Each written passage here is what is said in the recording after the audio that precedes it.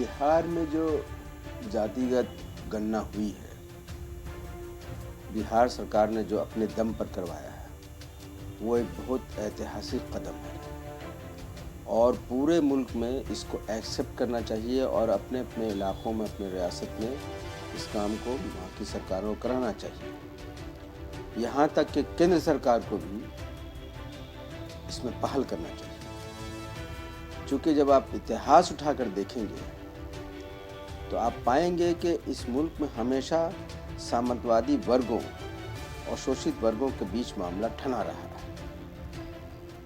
शोषित वर्ग चाहता है कि वो भी इंसान है, उनको भी उनका हक मिले, और दूसरे जो समाज के लोग मेन स्ट्रीम में हैं, उसी तरह से इस समाज को भी मेन स्ट्रीम में लाया जाए।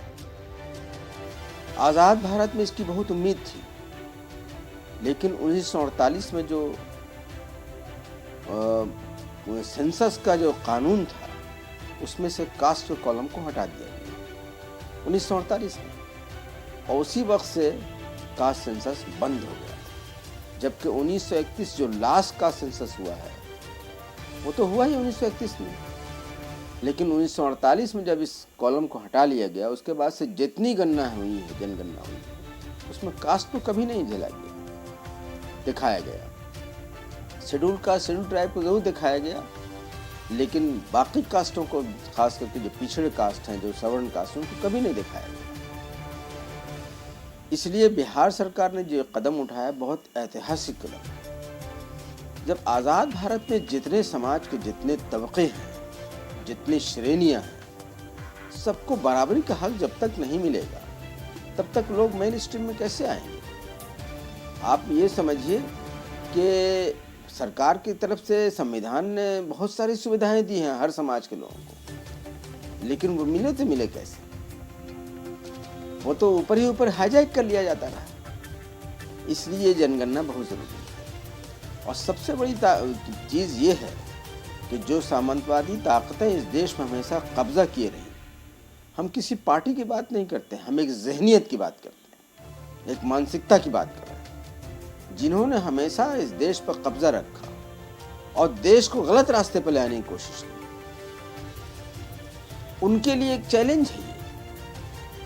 तभी तो आज़ाद भारत में संविधान लागू होने के पहले जो है, तो कास्ट सेंसस से जो नेशनल सेंसस होता है, उससे कास्ट कॉलम को हटा लिया गया। बहुत होशियारी से हटाया गया ताकि आज़ाद भारत में ये मामला ही नहीं उठे। लेकिन हमेशा लोगों ने उठाया। नीतीश कुमार साहब ने इसको बहुत बहादुराना तरीके से इसको अंजाम दिया है। इस सेंसस में त्रुटियां हो सकती हैं, किसी को कम दिखाया गया, किसी को ज़्यादा गया, लेकिन ज़्यादा त्रुटि नहीं मानी। लेकिन सबसे बड़ी चीज़ यह है कि जो एक सेंसस जो गणना के साथ लगता है कि फलां वर्ग का फलां आबादी होगा, उससे तो करीब करीब मिलता जुलता है।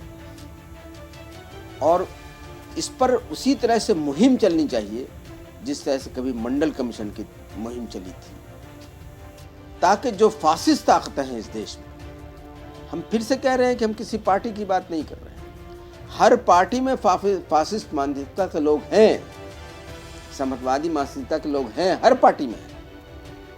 तो उनकी जो एक अंदरूनी पहल होती रहती है कि जो शोषित वर्ग हैं उसको किसी तरह से मेन स्ट्रीम में न लाने की कोशिश की जाए, उस पर एक बहुत बड़ा चोट है और ये होना चाहिए। अफसोस है कि आज़ादी के 75 साल के बाद ये हो रहा है। इसको तो शुरू में ही हो जाना चाहिए था। ईमानदारी इसी में थी कि इसको शुरू से हो जाना चाहिए।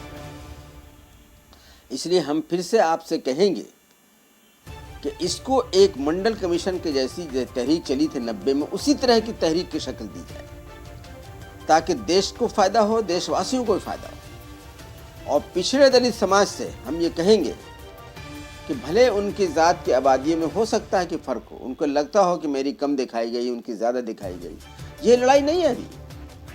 अगर मुल्क को आपको सही रास्ते पर ले जाना है, जहाँ पर सबका साथ, सबका विकास, सबका विश्वास हो, जो प्रधानमंत्री कहते हैं, तो इस फॉर्मूले पर आने के लिए जातीय जनगणना ज़रूरी है।